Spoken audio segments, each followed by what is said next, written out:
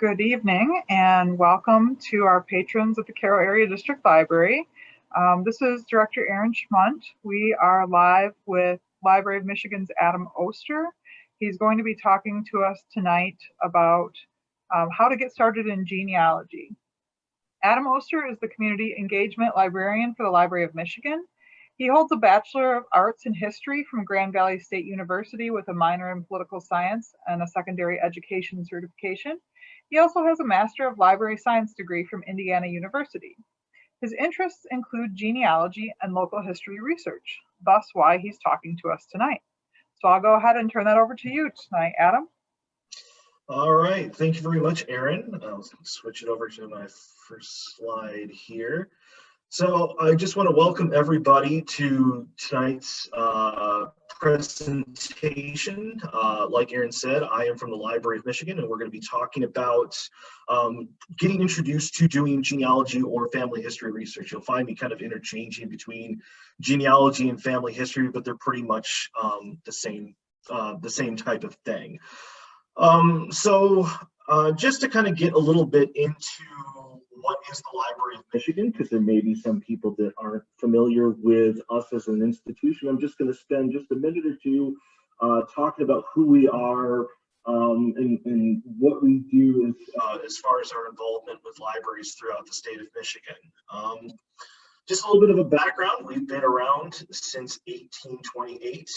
The Michigan Territorial Library was established by the Legislative Council of the Territory of Michigan to be used as a service for the legislature and the fledgling territorial government. 1828 is considered sort of our birth year because that's when the state librarian, or at that time territorial librarian position, was founded. The collections of that library at the time created the foundation of what is our current state law library and the state documents collection that we have at the Library of Michigan. So we existed in Detroit, where the first territorial capital was established, and in 1837 is when Michigan transitioned from being a territory to a state, and thus our name became the Michigan State Library instead of the Territorial Library. In 1847 is when the state library, along with everything connected with the capital, was moved from Detroit to Lansing. And I should also point out on the slide, there's a couple pictures of the buildings of the first and second capital. So the first one in Detroit, we would have been in that building. And then later on in the second capital that would be here in Lansing itself, we were in both of those buildings during the time when the state governments were in both of those. Just a little bit about the state librarians themselves. Early on, they were mainly just part-time positions and caretakers until around the 1860s. And then we started seeing an expanding role of the state library. If you look at the roles of state librarians, Jesse Tenney, who was later, his wife actually took over the position, Harriet Tenney, and she was one of the first women working in state government at that time. And she was able to expand the role where it was beyond just serving state government itself, but doing more to try and do things that were supporting other functions throughout the state, supporting other libraries, doing more to increase the role of whether it was women working in government, women's suffrage, different things like that. And then we will look at other state librarians later on who would have been serving in the 1890s, and then later on, Mary C. Spencer and Lolita Fyan. Mary Spencer expanded upon what Harriet Tenney was doing before her, and doing more to expand the role of helping bring libraries to more rural areas. Lolita Fyan was doing the same sort of thing. So a lot of the foundations of more rural libraries in Michigan were based on the support provided by those state librarians and the state library itself. We then had transitioned to a number of other locations when the current Capitol building that exists in Lansing today, when it was opened in 1879, We were in the second through what is now the second through fourth floors on the west side of the building. We later transitioned to the state office building that is now it was called the Cass building, and now it's the Elliott Larson building, and we were there from 1921 to 1951. Transitioned to the Dudley building in 1962. In between 1951 and 1962, there was a fire that was in the state office building that led us having to transition around through a couple places in Lansing. And then finally, our current location where we're based out of right now is the Michigan Library and Historical Center. That is, we started moving everything into there in 1988 and continue there until this day. Just a little bit about what our role is presently. Building on what had been done in the late 1800s and beyond to support libraries, we do more as supporting the development of libraries in Michigan and acting as a professional development source for libraries. But then we also do our best to collect and showcase Michigan materials that reflects the rich heritage of the state of Michigan. So in a way, kind of like how the Library of Congress does that for the United States, we are sort of modeled on that same way of doing it for the state of Michigan and trying to collect anything and everything that has to do with Michigan literature, books about different aspects of Michigan, things that relate to state and local government. One thing I'll point out is that we are always on the lookout for various things as part of our collection development role.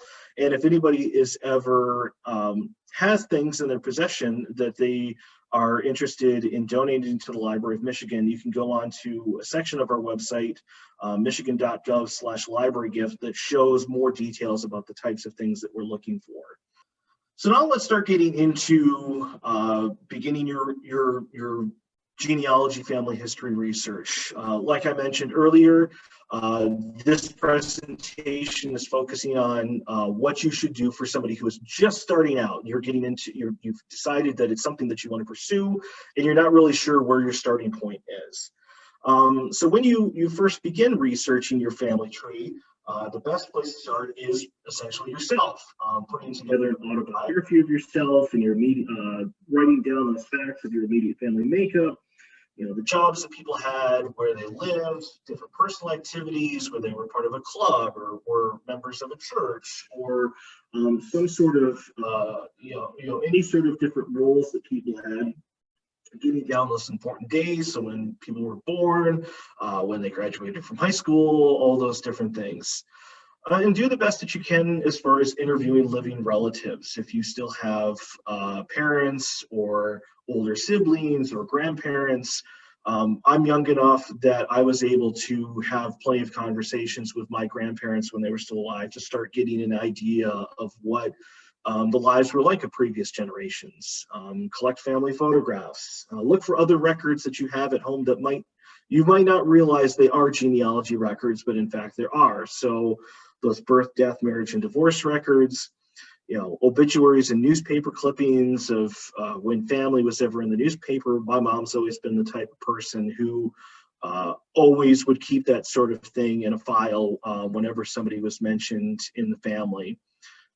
Funeral and memory cards that have been collected from when family members have passed away and they've handed those out at funerals, family Bibles, yearbooks, all these different types of things are great foundation for starting your research into your family. Now let's look at the types of records to look for. These may be things that you might not necessarily have at home, and you're starting to look for elsewhere, whether it's someplace through like us at the Library of Michigan, or your local library, or local genealogical historical society, or museum, or archives, or anything like that.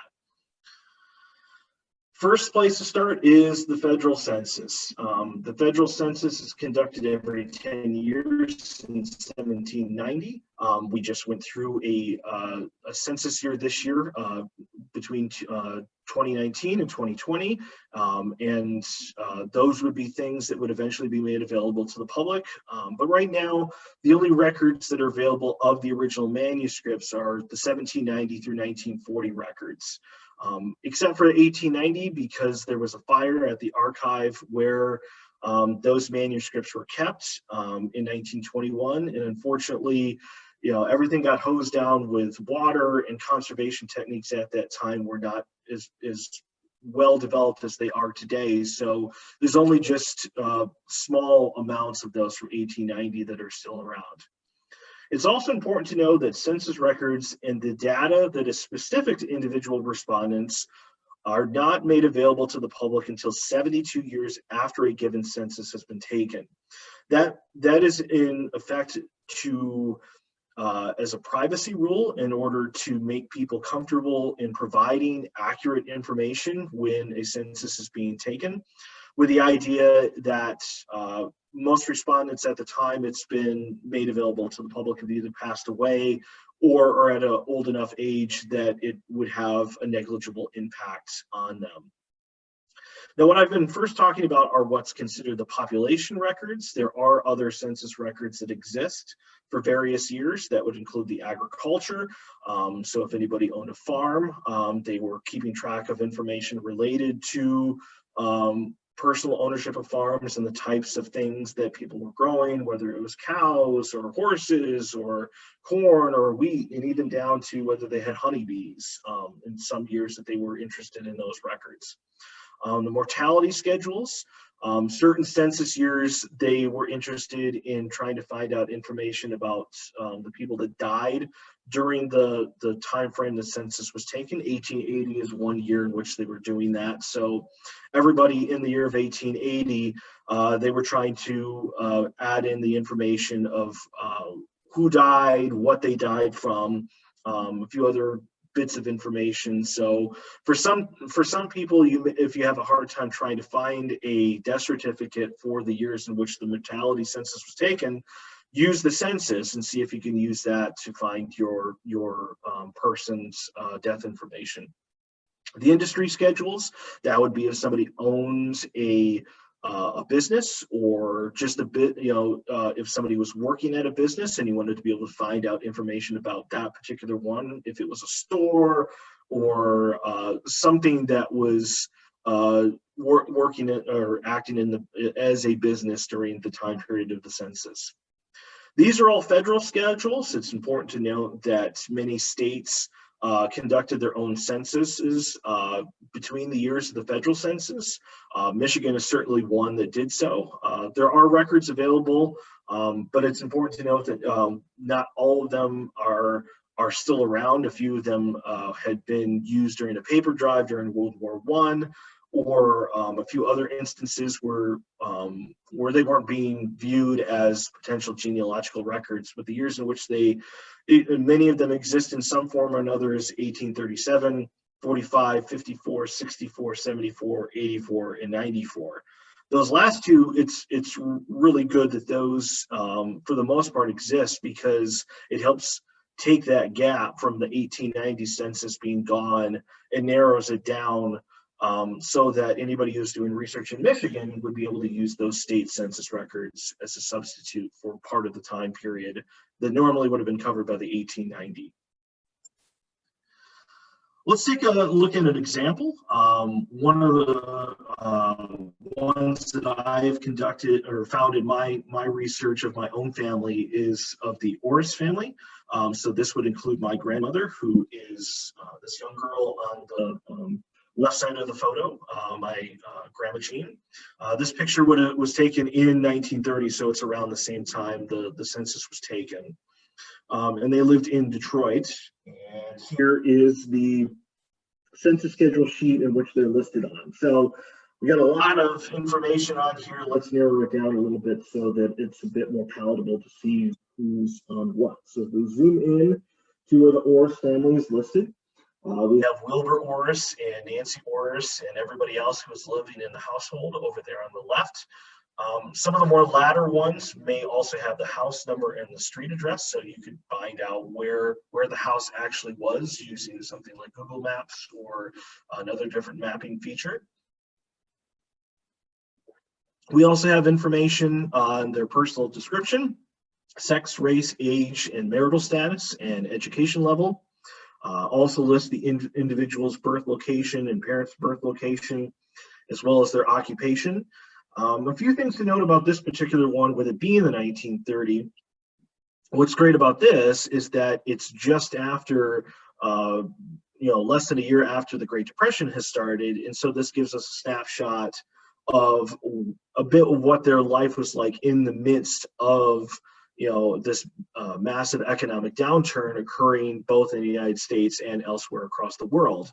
Originally, the family had been in Iowa and then later on moved to Detroit as a means of getting jobs, just because of the economic downturn that had been going on throughout the country.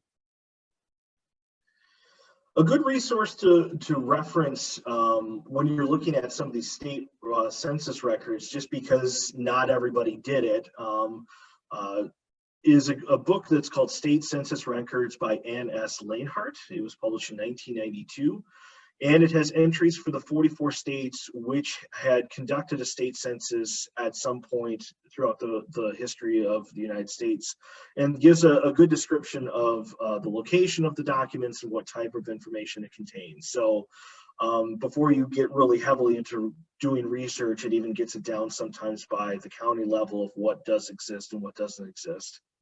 Another good resource to consult that is a little bit more up to date, but should share a lot of that same information, is the U.S. Census State Censuses entry on the Family Search Research Wiki.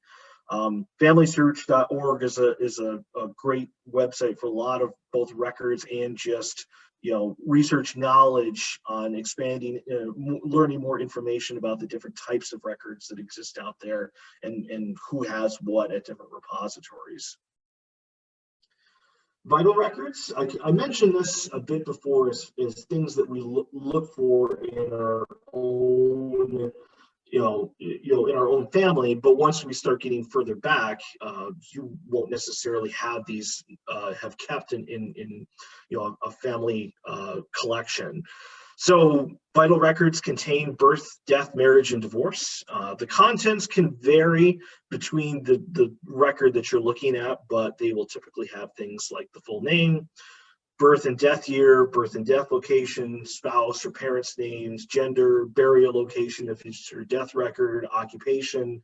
And the death records many of them will also have what's called the International Classification of Disease Codes. So if you're having a hard time deciphering what the cause of death was, you want to look for this number on them. And there is, on the next slide, I will give the URL to a website where you can use that to figure out what the code corresponds to as far as the disease or cause of death for a person. Here in Michigan, there are two places where you can get records. It may vary in other different states, but with us, most everything is filed with the county clerks at the county level, and then records will then have duplicates that are sent on to the State Department of Community Health, or I believe nowadays it's Health and Human Services.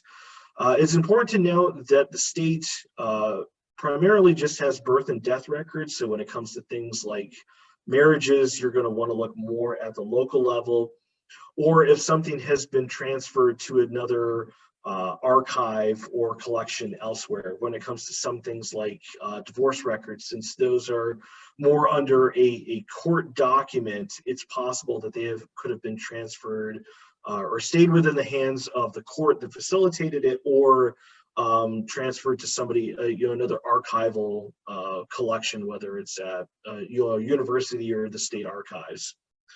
You can also find information for birth, death, and marriage records through county indexes. To get into what those are, it's important to look at what vital record, the primary vital record laws in Michigan are, because that will indicate whether or not you're going to look for the indexes or the actual record. Michigan has been requiring registration of birth and death and marriages since 1867. Public Act 194 is what required that. And so this is where we have the start of these county indexes, where everything is listed, where you have a large book that lists everybody's name and information based on the type of registration that they were looking for.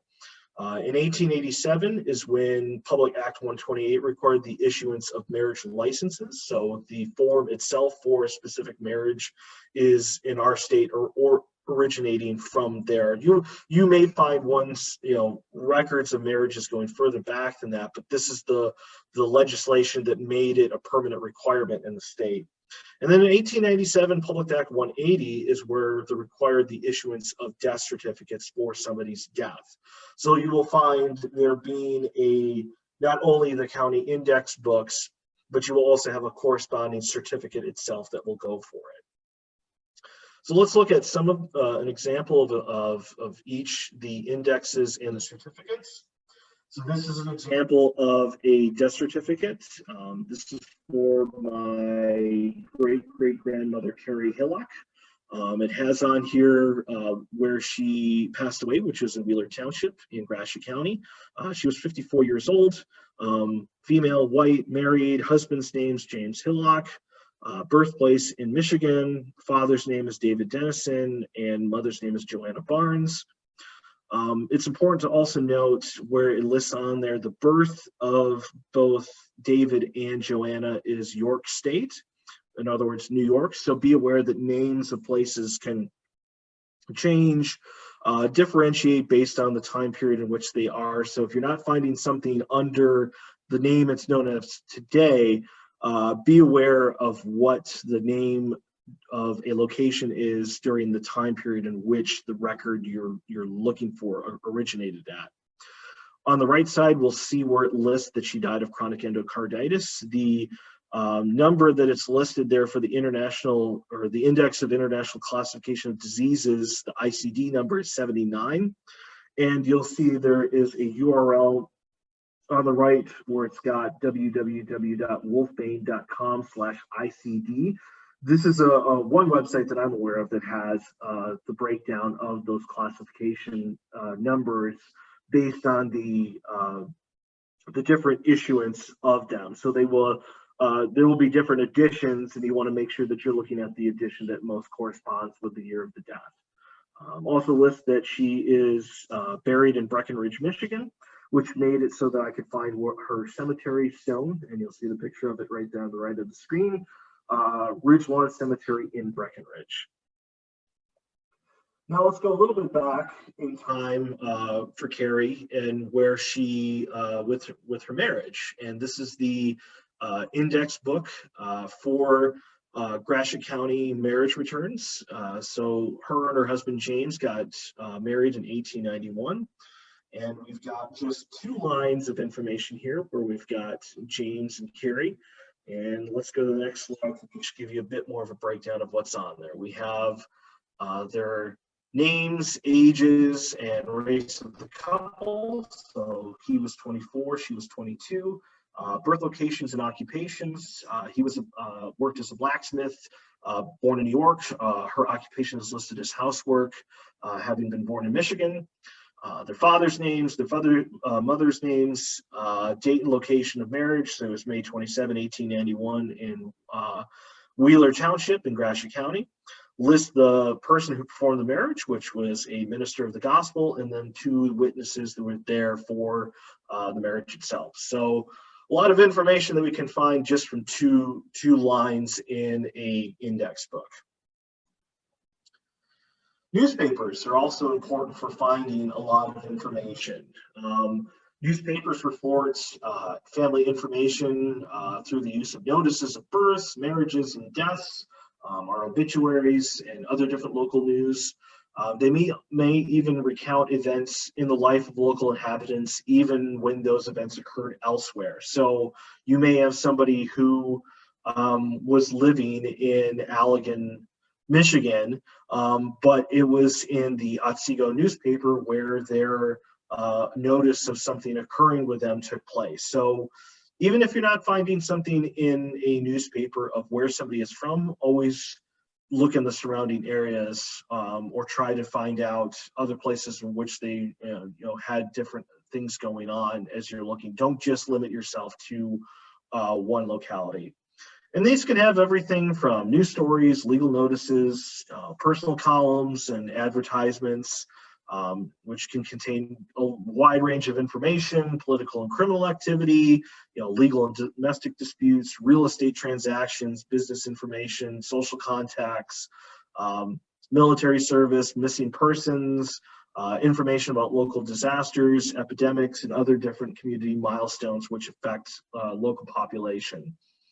And keep in mind, a lot of the things that we use today for spreading information, like social media, didn't exist. And so a lot of, this is where you start getting those more, gossip columns or personal columns where you're finding out the day-to-day activities of people visiting family and friends in a small town.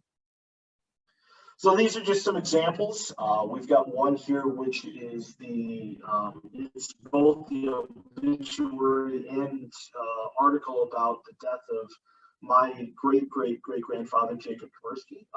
He died in 1880. And this is a newspaper article from the Petoskey City Record that talks about basically his cause of death. What he was doing is that he was out in the lumber woods near Cadillac.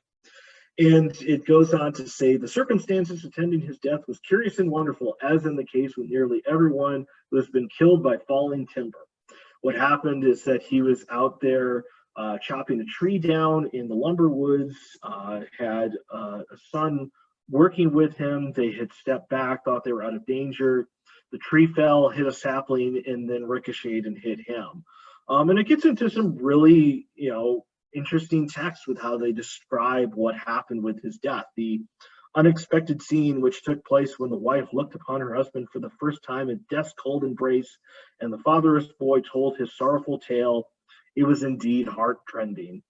It just is a very interesting and for somebody's death, they certainly put a lot into the text in which they were describing it. And you can see in the top middle here, we've got a picture of him. This is the one photo that I've ever encountered of Jacob. And then I also have just the obituary for my great-grandmother, Nancy Orris. That's her in the bottom picture with my great-grandfather, Wilbur. She passed away in 1964 at Pitt Hospital. Had been born in Nebraska, moved to Detroit, and eventually settled in the Martin, Michigan area. Something that I always remember just from stories that my mother describing to me is that when my great-grandmother was in the hospital, their only way of being able to see their grandmother was to be standing outside of the window of the hospital room. And so having a story that goes along with what was listed in the newspaper just adds a little bit more to the overall story. Other records that can be used that may not necessarily apply to everyone, but can be good sources of information are draft registration cards. These can be found in a number of different websites like Ancestry.com and Family Search. I'm not going to be going into much in specifics of where to find a lot of this stuff online because that's going to be part of one of our next presentations. But I do want to go over just the records themselves. So we've got World War I and World War II draft registration cards, and we're going to be looking at my great-grandfather Harrison Oster, who is in the middle.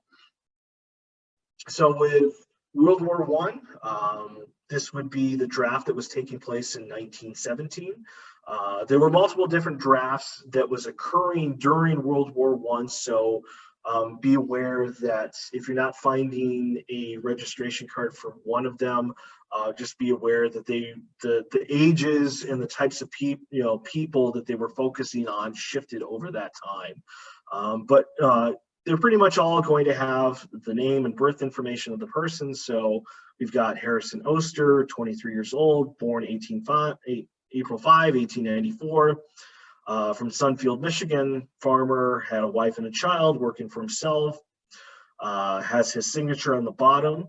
Don't be surprised if you do find some that have X's on there, because there were still people at the time that couldn't read or write. So there will be instances on some records where X is their mark. On the right side, we have medium height, medium build, blue eyes and brown hair, other things about his physical description. So get a little bit more about just his features that maybe won't be the easiest to find in the black and white photos of the time period. I don't know how many photos that we have of him later on in his life, but this would be the instance where I know for sure that he had blue eyes and brown hair. We can move on to World War II. Even though he was 48 years old at the time, there was a latter draft registration drive for people that were up into their early 50s. So you can find individuals that were listed in the registration for during the World War II era. So we have his actual address. They were living on Herbert Street in Lansing. So everything is consistent. April 5, 1894, birth in Eaton County, which is where Sunfield is. Also lists the where he was working, which is REO Motors in Lansing, and the name of somebody who will always know his address. So he listed his brother Maynard, who was also living in Lansing at the time. On the back of it, it gets into more details than what was on the World War I draft registration card. Lists his height as approximately 5 foot 6.5 inches tall, 165 pounds, white, blue eyes, brown hair, ruddy complexion. Some things that you can find, in this case, it doesn't have anything, but I've found other ones where it's listed the other obvious physical characteristics that will aid in identification. If somebody had a physical disability or lost some digits on their hands, that would be listed on there. I've even found instances where they will list tattoos. One of my other great-grandfathers, it had listed on there that he had 2 tattoos, and I had a chance to talk with his son, one of his sons, my grandfather's brother, and I asked him, you know, what tattoos did your dad have? And he looked at me and said, "How did you know my dad had tattoos?" And explained the draft registration card. And he then indicated to me that it was an eagle on one and an anchor on the other. Both were going along with the fact that my great-grandfather had been a member of the Dutch Merchant Marines before he had immigrated to the United States. So records like this can also help develop questions if you're looking to interview people that may have known the individuals that you're doing research on. City directories are also a great source of information. They will contain an alphabetical list of citizens within a municipality. Typically will list the names of the heads of the households, their addresses, and occupational information. Sometimes you can find a wife's name listed in parentheses or italics following the husband, but mainly it's the head of households that are listed in the directory. Another thing that you can find in there within the city directory itself is a business directory, as well as a street directory, government directory, and listings of town officers, schools, societies, churches, post offices, and other different miscellaneous matters of general local interest. That's important because if you're trying to track down where the business was that they worked at, or the church that they attended to see if the building still exists, having that street directory to know the cross streets of where homes would be at, that sort of thing. All good stuff that you want included in these city directories. So we're going to look at my great-grandfather Harrison again. This is his family in 1943. He's there on the right in the bib overalls, and the younger guy in the middle of the group on the left is my grandpa Gordy. So we're going to look at a series of a few city directories, because a good technique to do is to go through them year by year and look for different patterns, or when all of a sudden something changes. So looking at 1938, we've got it where Harrison and Viva are listed as he's working at Ariolds and they're living at 812 Cooper Avenue. A couple of the older children from the family are also listed in there. We've got Marjorie and Harold, plus and Merle, and then we also have that brother Maynard is also listed in there as well. So that's 1938. If we go on to 1939, we have a couple of the kids no longer being there. Marjorie is not there, but Harold and Merle are. Maynard is still living on Bailey. Still got Harrison and Viva living at 812 Cooper Avenue. Jump up to 1840, most everything seems pretty much the same. Looks like Merle has a job at the Kroger's, and Maynard is still living at Bailey. Harrison and Viva are still living at Cooper Avenue, and Harold is still listed as a student. 1941, Harold is now working at Sparrow Hospital, still living at home. Everything for Harrison and Viva is still the same with Maynard. But we also have some of the other kids are no longer there, so it's only listing Harold, though some of the younger kids would still be there, like my grandfather. Now we jump up to 1949, 1950. And previously had been listing Harrison with his wife Viva. Well, what we're seeing now is Harrison listed with a wife named Glenna, and they're living at a different street. So if I didn't know what was going on, this would indicate to me that I'm going to want to start to look for some sort of record of separation between Harrison and Viva in the 1940s. And what I was able to eventually find was the divorce record for them in 1945, and get that from the state archives and get a little bit more into what was going on. And so this is now where Harrison is in his second marriage to his wife Glenna and living at a different house. And we also have another one where it has both Glenna and Harrison listed in 1951, 1952, living at Herbert Street, 1713, and he's working as a cement finisher instead of working for Ariolds. Family story is that he had been let go from working at Ariolds. And this would be something that would give me, using the city directory, I could be able to find out what was the time frame in which that had happened. If I was looking for any employment records from Ariolds, I would have a time frame to narrow that down with. Gravestones, we should also consider them records, even though they aren't the print format that we typically think of, but they still act as information providers because they do have a lot of info on them. Birth and death information, the icons on there will often indicate religious beliefs, organization affiliations, military service. So we've got the picture there on the left where it's in memoriam IOOF, which is a flag for the Oddfellows, a fraternal organization. We've got the bottom one on the right for Casimir Caramel, who was my grandma's uncle who served in the 85th Division during World War I. Something that's kind of cool with the picture up at the top, you'll see there's a little bit of dirt that's dug away from the bottom. At that time, that was I had gone there with my dad, and this is a cemetery over in Moorville near the Dundee area of Michigan. And I'm digging on the bottom there. And what was kind of funny is that all of a sudden I could hear this dun dun dun dun dun dun dun. My dad was humming the Indiana Jones theme song as I'm digging next to the cemetery stone. So it was just kind of a little moment of archaeology. I wasn't going to dig up the whole stone, but I just wanted to see what was listed underneath there for that bottom name, and it was all almost in perfect condition. As I got that out, and I was able to write down the information and then put the dirt back in order to keep it from being weathered away like the other parts of the stone. Plat maps are also good for finding information. So plat maps are maps drawn to scale showing the divisions of a piece of land. They're typically subdivided by civil divisions, county, township, and section. They will list the name of the landowner and the number of acres for each piece of property. May also include land masses, rivers and lakes, roads, railroad lines, and building locations.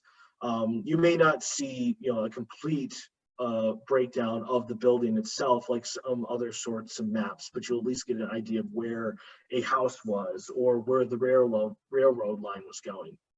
So we're going to look at John S. Hillock. This is my great-great-great-grandfather, and he was living in Wheeler, Michigan, which is in Wheeler Township, in the Gratiot County area.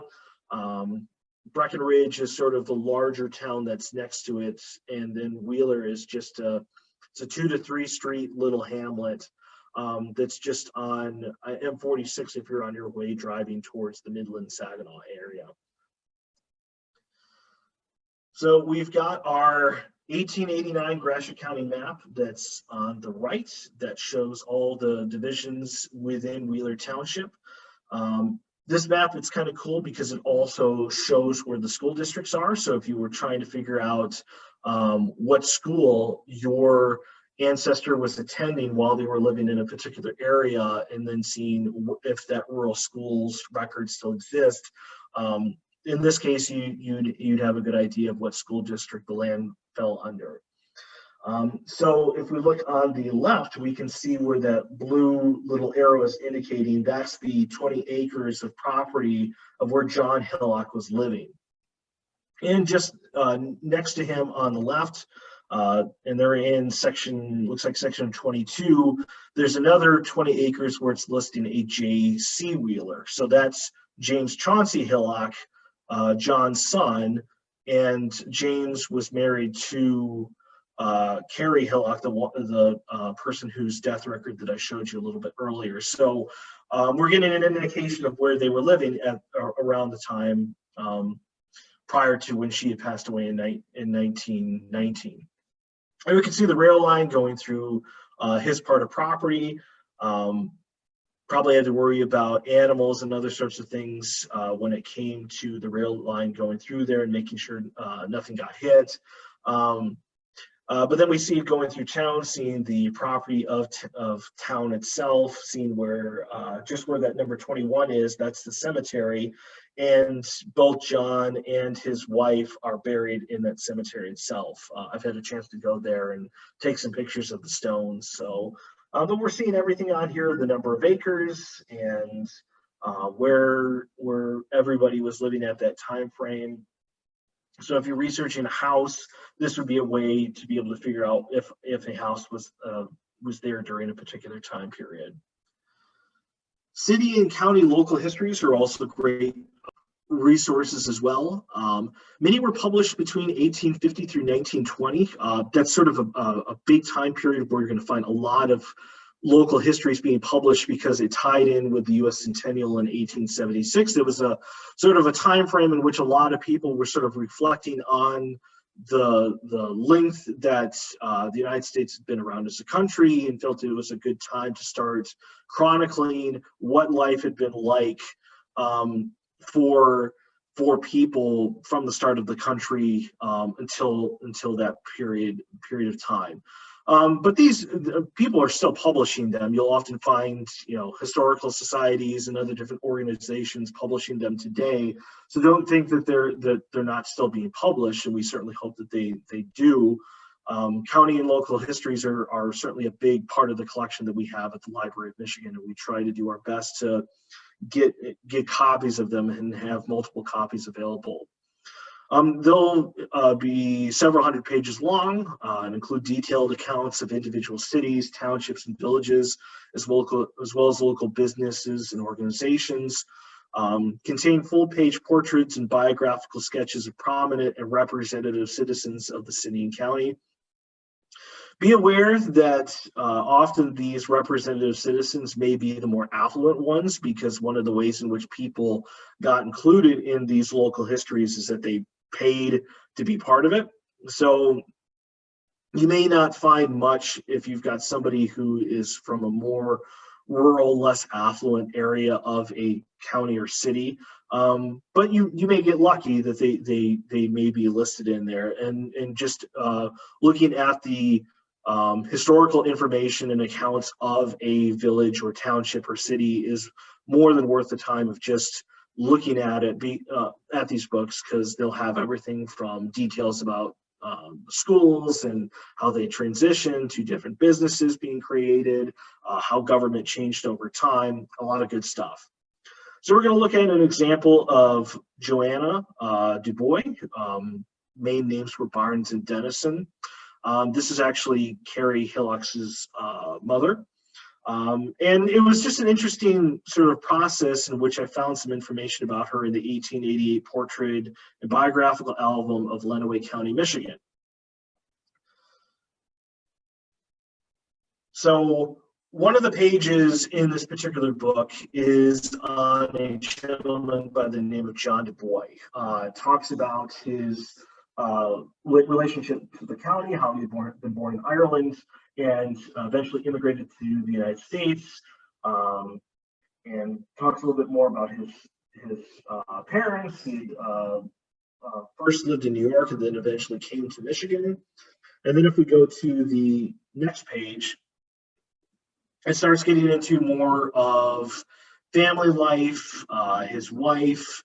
But then the most important part that I care about is this paragraph where it says, Mr. Du Bois, who was again married in Warrenville, Washington County, to Joanna Dennison, who came from Westport, New York. When a young woman marrying David Dennison in Monroe County, he died, leaving her 2 children, Jane, now deceased, and Carrie E. This wife died at her home in this township in 1875. At the age of 37 years, she bore Mr. Du Bois 2 children, Ollie and Fred. Talks a little bit more about them, but for the most part, I did not have much information about Joanna. You can see the portrait on the right side of the screen of her. My grandma had that photo, and all we had on it was just Joanna Du Bois with a question mark on the back of it. And once I found this paragraph on her second husband, it gave me a lot more information to work on. I was able to then find a small little mention of her death in the Tecumseh Herald in 1875. Mrs. John Du Bois died suddenly at her residence in East Ridgeway on Monday last. Also was able to then track down the cemetery stone in Ridgeway Township Cemetery. And the fact that it also lists that there was another sibling for Carrie, a Jane, that I had no idea about, along with 2 other children that she had with John Du Bois. So I'll have to do more research into them, and having this information, I can do a lot more investigating with more to work on. So just from a paragraph or so of text, I'm able to extrapolate a lot more information for my research on this side of the family. Let's talk about a few searching tips. Something that's important to know is that the names of individuals and how their names are spelled can change over the course of their lives. A good example of this is McCrillis Pride, who is my great-great-grandfather. He's one example here that really doesn't have he was never in Michigan, but I like to use him just because he's got such a unique name, McCrillis. I've never really heard anybody else with that. He was from southern Indiana and eventually was living in Illinois in a small town called St. Francisville.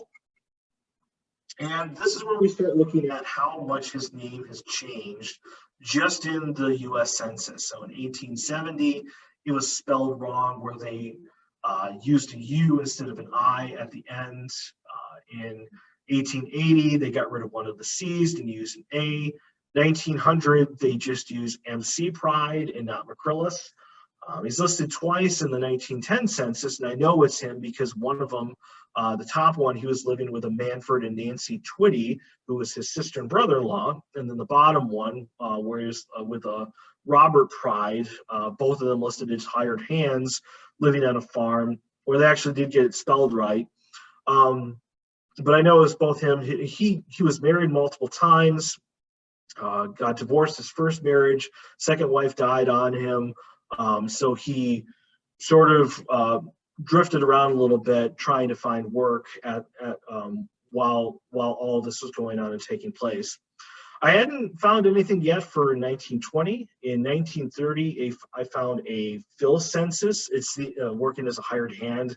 I sort of feel that might be a nickname, so it seems likely it's him just because of the area that he was living in Lawrence County, Illinois, which is where St. Francisville is, and a few other details that just fit him. And then got him in 1940 under the correct spelling of the name because he was living with his daughter and son-in-law, James and Bessie Cassinger.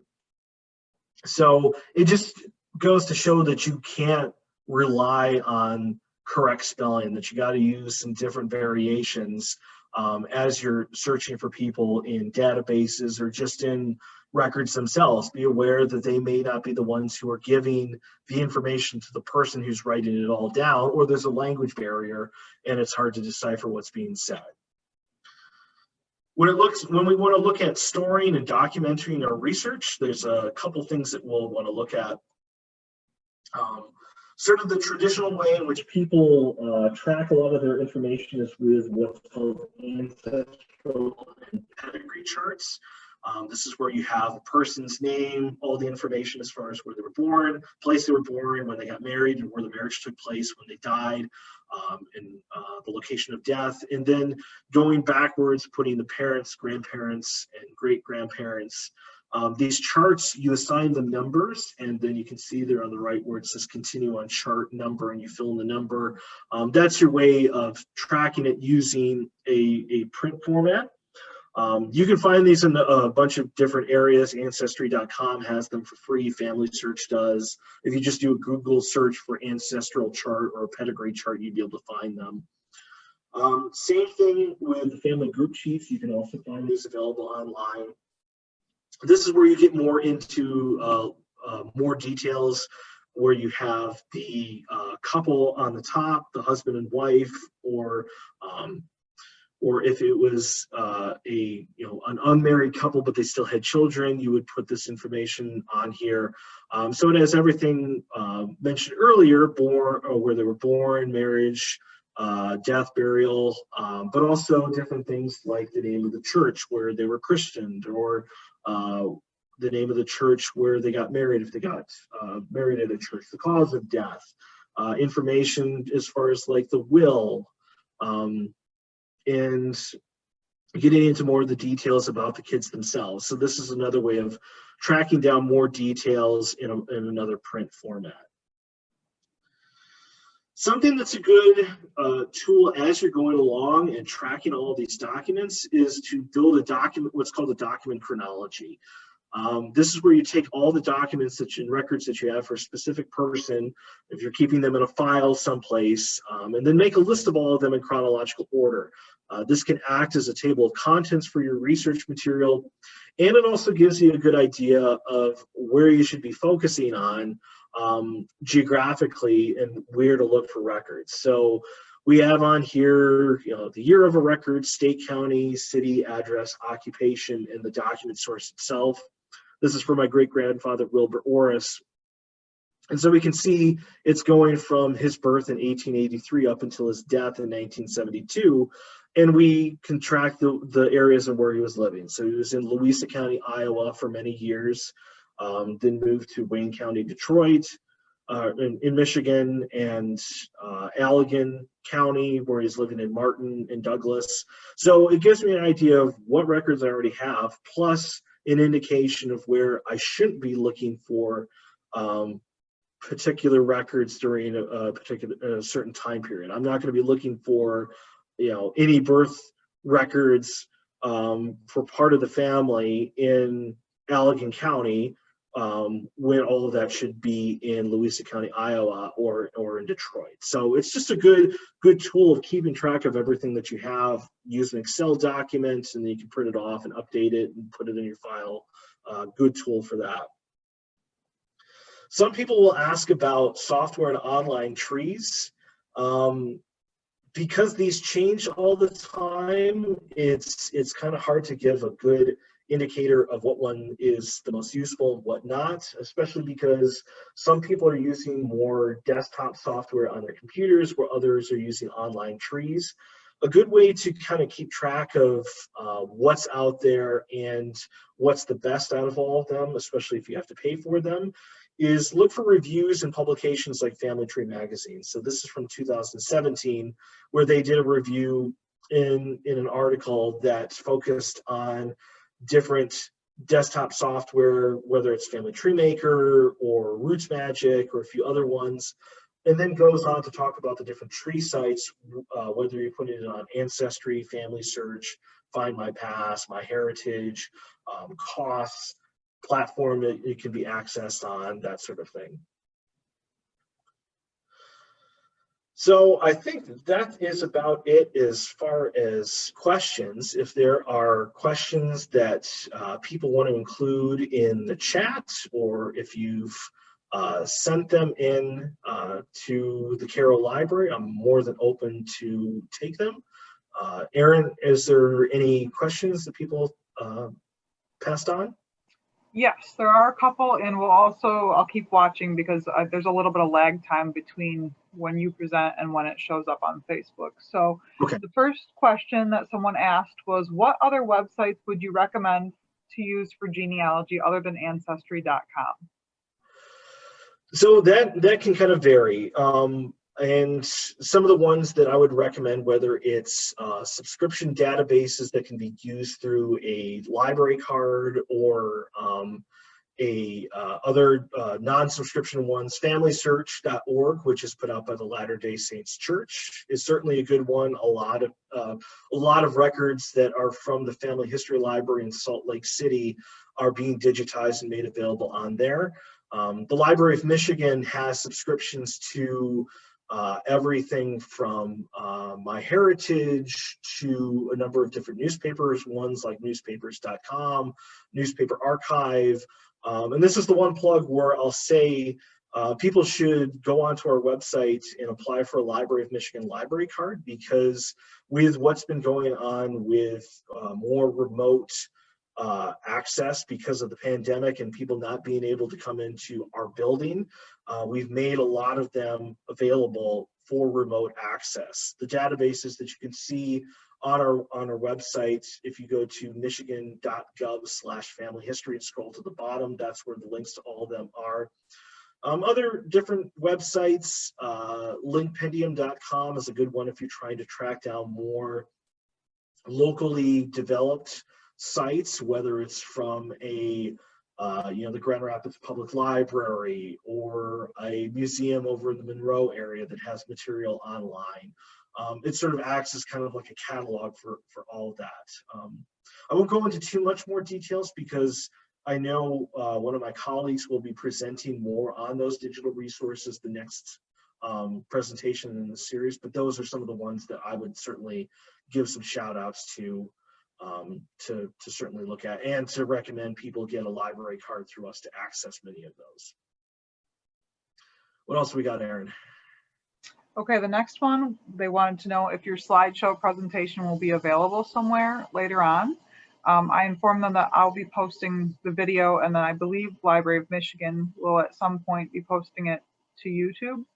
Yes, so once you get the file to us, what we will do is we have to do some captioning to it first, but then it'll be made available on the Michigan Department of Education YouTube page, and then we will post links to that to our Facebook and Twitter accounts. So if people haven't had a chance to see everything live as we're doing it now, there will be a spot for people to have access to it later. Okay, great. Those are the only questions that are in there right now. So I'll take an opportunity quick to plug our next couple of presentations in the series. On Thursday, February 11th, we're going to be having another member of Library of Michigan. Do you have those on there? Oh, okay. No, I've just got our contact information. That's okay. Another Library of Michigan staff member is going to be presenting how to do genealogy at your library and talking about the different resources that local libraries have that can help you in your search. And then a month after that, on Thursday, March 11th, we'll be having a third member of the Library of Michigan staff talk about how to do genealogy at the Library of Michigan. And so those will also be on the same platform. We'll stream them live on Facebook. That seems to be working pretty well. And we'll take questions for those presentations also, 6:30 on those Thursdays. And if there's time that people think of questions later, be aware that you're more than welcome to either call us. 517-335-1477 is the library's phone number. Librarian@michigan.gov is the library's reference email account. We're not in our building right now because of COVID restrictions, but we're still answering the phone and we're still accepting emails. So people are more than welcome to look on there. And I've got our social media accounts that people can keep an eye on for different things related to different genealogy things that we have in our collection that we'll post on there. Great. Okay, it looks like that's all the questions we have for tonight. I really appreciate you presenting to us, Adam. It was great. Yep, thank you very much. Glad to have an opportunity to do it. All right, well then, good night everyone, and hopefully we'll see you at next month's program.